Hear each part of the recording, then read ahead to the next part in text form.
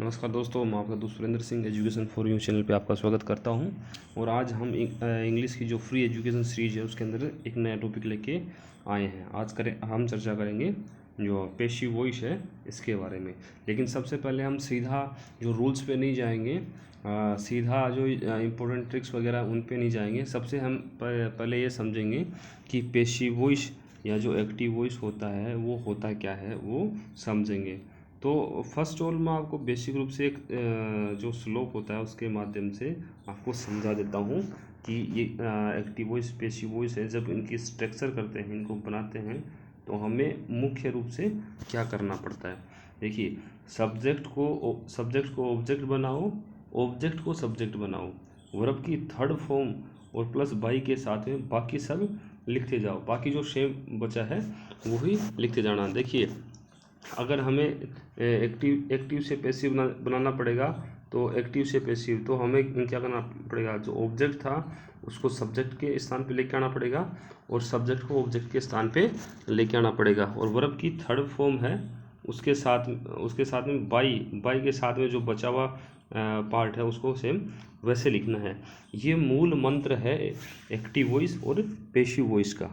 अब इनके बारे में थोड़ा आगे जान लेते हैं। अब देखिए, जो एक्टिव वॉइस है इनकी जो स्ट्रक्चर है उनके बारे में थोड़ा देख लेते हैं। एक्टिव वॉइस की स्ट्रक्चर क्या है। देखिए, एक्टिव वॉइस का जो स्टेटमेंट होता है उसमें सबसे पहले सब्जेक्ट होता है, उसके बाद में वर्ब होता है, और वर्ब क्या टेंस के अनुसार, जो भी टेंस उसके अनुसार होती है, और ऑब्जेक्ट होता है। ये किसकी है, एक्टिव वॉइस है, उसकी स्ट्रक्चर है। अब नेक्स्ट देखते हैं पैसिव वॉइस। पैसिव वॉइस में क्या होता है, देखिए जो जनरल स्ट्रक्चर है पैसिव वॉइस की, जैसे हमने एक्टिव वॉइस की देखी थी सेम वैसे पैसिव वॉइस की देखेंगे। तो पैसिव वॉइस में क्या है, एक्टिव वॉइस का स्टेटमेंट होता है, उसको कैसे बनाएं, ये स्ट्रक्चर उसकी भी है। तो गौर से समझिए, सबसे पहले जो ऑब्जेक्ट होता है, जैसे हमारा स्लोप था ना कि सब्जेक्ट को ऑब्जेक्ट, ऑब्जेक्ट को सब्जेक्ट, तो यहाँ सब्जेक्ट को क्या बनाया गया है, जो ऑब्जेक्ट, सबसे पहले ऑब्जेक्ट, उसके बाद में जो हेल्पिंग वर्ब है वो रखनी है।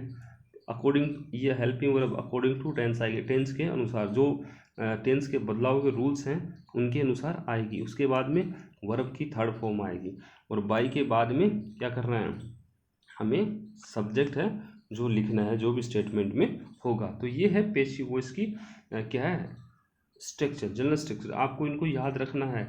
ये क्या है, इम्पोर्टेंट है भाई, ये इम्पोर्टेंट, इनको याद रखना है, क्योंकि स्टेटमेंट एग्जामिनेशन में कई बार क्या होता है, एग्जामिनर लॉन्ग स्टेटमेंट देता है। लोगों को कई बार सब्जेक्ट तो पहचान लेते हैं, बाकी सब चीज़ें पहचानना उनके लिए थोड़ा सा दुष्कर होता है। इसलिए स्ट्रक्चर को याद रखेंगे। हमने अगर सब्जेक्ट वर्ब भी पहचान ली तो बाकी सब हम पहचान लेंगे। तो एक्टिव वॉइस और पैसिव वॉइस, इन दोनों को आपस में रूपांतरित करते समय, बदलाव करते समय, चेंज करते समय हमें तीन चीज़ें बेहद ज़रूरी है, सब्जेक्ट, वर्ब और ऑब्जेक्ट। क्योंकि हम इन्हीं को चेंज करते हैं, इनका बदलाव है, बदलाव के रूल्स हैं, वो भी हम देखेंगे। आगे देखते हैं। अब देखिए, सवाल ये है कि सबसे पहले कि पैसिव वॉइस का प्रयोग कहाँ होता है, क्योंकि इसके प्रयोग की आवश्यकता है ना, वो भी तो है ना। तो सबसे पहले हम जड़ जानेंगे कि इसका प्रयोग कहाँ होता है। देखिए, इसका प्रयोग होता है जहाँ वर्ब होती है, वर्ब क्रिया। अगर क्रिया क्या है, क्रिया होती नहीं है, क्रिया को किया जाता है, मतलब क्रिया अपने डायरेक्ट रूप में होती नहीं है। जैसे क्रिया क्या होती है, क्रिया क्या है, जैसे ये उठना, सोना, पहनना, रोना, धोना, खाना, पीना, सारी क्या है, ये वर्ब्स हैं। ये तो जैसे मैंने बोला वो डायरेक्ट रूप में है, लेकिन इनको ये क्रिया सीधा ना होके इसको क्रिया को करवाया जा रहा है। तो ऐसी कंडीशन में देखिए एग्जाम्पल्स के साथ में, T grows both in Assam and Ceylon. लेकिन क्या है, यहाँ ये स्टेटमेंट क्या गलत है, ये अकॉर्डिंग टू स्ट्रक्चर नहीं है। नेक्स्ट देखिए, टी इज ग्रोन, चाय उगाई जाती है, उगती है, both in Assam and Ceylon, Assam और सीलोन में चाय क्या उगती है, उगती नहीं, उगाई जाती है, चाय है वो वहाँ क्या करते हैं, उगाते नहीं हैं, उगती नहीं है, उगाई जाती है, मतलब क्रिया करवाई जा रही है। चाय उगाई जाती है मतलब क्रिया करवाई जा रही है। इसलिए इस प्रकार का जो स्टेटमेंट होता है जहाँ क्रिया करवाई जाती है, क्रिया करवाई जाती है, वहाँ पेशी वॉइस का प्रयोग किया जाता है। नेक्स्ट है जब वर्ब इम्पोर्टेंट हो, जब वर्ब इम्पोर्टेंट हो, वर्ब का मतलब क्रिया। देखिए एग्जाम्पल्स के साथ में समझते हैं। He was rushed to the hospital where he was declared brought dead, कि he was rushed to the hospital, कि यहाँ देखिए इसका हिंदी रूपांतरण देखिए कि जैसे वह हॉस्पिटल लाया गया था उसको मृत घोषित कर दिया। अब यहाँ पे क्या है, यहाँ पे क्या है, दो चीज़ें हैं। एक तो यहाँ पे हॉस्पिटल लाया जाना, एक तो हॉस्पिटल लाया जाना, एक डॉक्टर के द्वारा की गई घोषणा, डॉक्टर के द्वारा की गई घोषणा। तो यहाँ पे क्या चीज़ें हैं, किस चीज़ को यहाँ इम्पोर्टेंस दी जा रही है। देखिए जब वाक्य में घटना महत्वपूर्ण है, यानी कि घटना के बारे में घायल व्यक्ति को तुरंत हॉस्पिटल ले जाना, उसे मृत घोषित करना, तो यहाँ पे क्या है, घायल को अस्पताल ले जाने वाले लोग और घोषणा करने वाला डॉक्टर, जो लोग लाए थे और जिसने घोषणा की थी, यहाँ पे क्या है, वो ये दोनों इम्पोर्टेंट नहीं है, ये दोनों इम्पोर्टेंट नहीं है। इम्पोर्टेंट क्या है, यहाँ पे घटना क्या है, यहाँ पे घटना इम्पोर्टेंट है, घटना इम्पोर्टेंट, घटना घटना जो भी वो डेड हुआ, जिस व्यक्ति के बारे में सारा ये वृत्तांत चल रहा है, तो वृत्तांत चलना मतलब क्या है, एक्टिवनेस है, एक्टिवनेस है, वही क्या है, वर्ब है, वही क्या है, वर्ब है। तो यहाँ इस वाक्य में क्या है, वर्ब इम्पोर्टेंट है, क्या है, वर्ब इम्पोर्टेंट है। जब वर्ब इम्पोर्टेंट होती है तब भी क्या है, जो पेशी वॉइस की आवश्यकता होती है। नेक्स्ट देखते हैं, थर्ड नंबर है जब कर्ता का पता नहीं, जब कर्ता का पता नहीं, और या ऐसे मान लीजिए जो सब्जेक्ट है वो इम्पोर्टेंट नहीं है, सब्जेक्ट है वो इम्पोर्टेंट नहीं है। देखिए एक एग्जांपल लिया आपके लिए, यहाँ पीपल है, people were relocated from the flood affected village. तो पीपल्स है, लोग हैं, उनको क्या है वापस पुनर्वास किया जा रहा है, जो फ्लड अफेक्टेड जो विलेज थे उनसे, जो जहाँ बाढ़ ग्रसित इलाका है उनको वहाँ से हटा के कहीं और रिलोकेटेड किया जा रहा है। ठीक है, तो यहाँ पीपल हैं, यहाँ पीपल्स देखिए कोई यहाँ आप पहचान नहीं कर सकते, कोई एक व्यक्ति हो या स्पेशल सब्जेक्ट हो या स्पेशल सब्जेक्ट हो, हम पहचान नहीं कर सकते। ठीक है, तो यहाँ पे जो सब्जेक्ट है, सब्जेक्ट तो है लेकिन क्या है, इम्पोर्टेंट नहीं है, सब्जेक्ट तो है लेकिन इम्पोर्टेंट नहीं है। ठीक है, तो ऐसे वाक्य, ऐसे स्टेटमेंट होते हैं जहाँ कर्ता का पता नहीं होता, वहाँ भी क्या है, हमें जो पेशी वॉइस है उसका प्रयोग करना होता है। तो अभी तक हमने 3 चीज़ें पढ़ी हैं जहाँ पेशी वॉइस का प्रयोग होता है। एक तो देखिए वापस देख लेते हैं, एक तो पेशी वॉइस का जो प्रयोग है, पेशी वॉइस का प्रयोग है देखिए कहाँ होता है, एक तो वर्ब होती है, तो जो वर्ब है वर्ब को किया जाता है, वर्ब को मतलब डायरेक्ट ना होकर इनडायरेक्ट रूप से किसी के द्वारा वर्ब को करवाया जाता है, तो वहाँ पे क्या है, पेशी वॉइस का प्रयोग होता है। सेकंड देखिए, जब वर्ब इम्पोर्टेंट हो, जब वर्ब इम्पोर्टेंट हो, इस वाक्य के अंदर जो लोग जो घायल को लेके आए थे या डॉक्टर ने मृत होने की घोषणा की, ये दोनों इम्पोर्टेंट नहीं है, इम्पोर्टेंट है घटना, उसका इंसिडेंट, वो घटना है, घटना ही क्या है, घटना ही है वर्ब, क्या है, वर्ब। तो यहाँ क्या है, वर्ब इम्पोर्टेंट है, तो यहाँ भी जो पेशी वॉइस है उसकी आवश्यकता है, मतलब पेशी वॉइस में ऐसा स्टेटमेंट आता है। थर्ड नंबर है जब कर्ता का पता न हो, कर्ता इम्पोर्टेंट नहीं हो, सब्जेक्ट। तो देखिए यहाँ पीपल्स हैं, कोई पर्टिकुलर पर्सन नहीं है, उनकी कोई फिक्स काउंटिंग नहीं है। ठीक है, इसलिए सब्जेक्ट है अनिश्चितता का भाव पैदा करता है। तो यहाँ पे क्या सब्जेक्ट होते हुए भी इम्पोर्टेंट नहीं है। ठीक है, तो ऐसे वाक्य हैं, ऐसे वाक्यों के लिए भी पेशिव वॉइस की आवश्यकता होती है। देखिए नेक्स्ट 4th नंबर देखते हैं। देखिए जब एक होता है कुछ निश्चित जो वर्ब्स होती हैं, जो वर्ड्स होते हैं, उनका निश्चित जगह प्रयोग होता है। देखिए एक तो हैपन है एंड एग्री है, इनका प्रयोग किस में होगा? केवल एक्टिव वॉइस में होगा। ध्यान दीजिए, जो ऐसे इंपॉर्टेंट चीज़ें हैं वो एग्जाम्स में आती हैं। ठीक है, सिंपल चीज़ें एग्जाम्स में एग्जामिनर नहीं पूछता है, तो ऐसी इंपॉर्टेंट चीज़ें एग्जाम में आती हैं। तो जो अंडरलाइन वर्ड हैं, जो सर्किल में हैं वर्ड हैं, उनकी तरफ ध्यान दीजिएगा। हैपन एंड एग्री ये किस में नहीं आते? ये पेशिव में नहीं आते, ये केवल एक्टिव वॉइस में आएंगे। किस में आएंगे? केवल एक्टिव वॉइस में। देखिए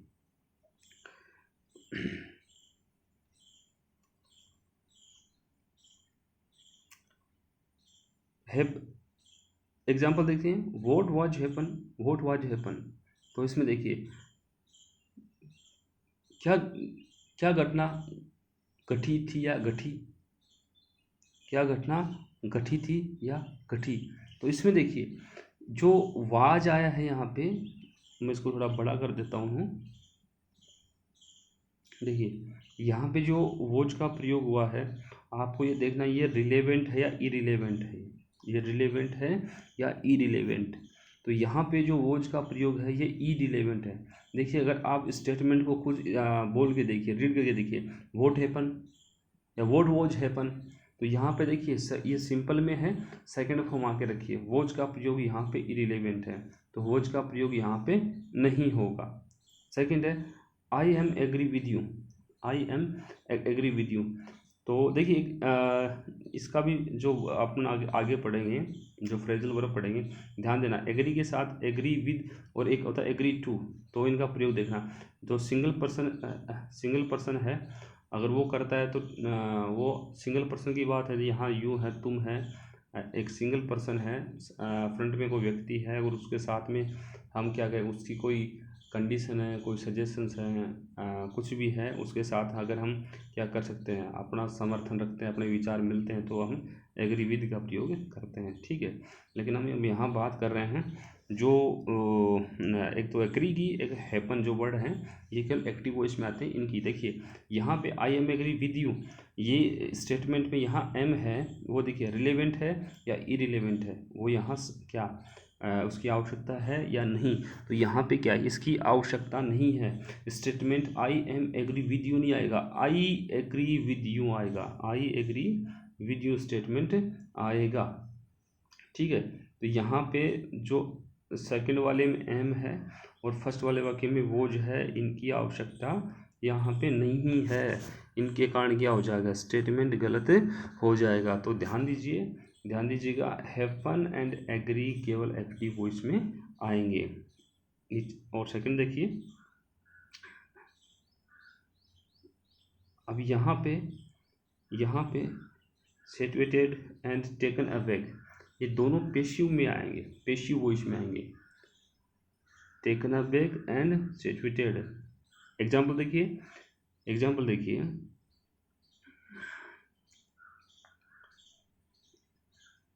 Delhi is situated on bank of Yamuna, कि जो दिल्ली है वो यमुना नदी के किनारे स्थित है, बसी हुई है।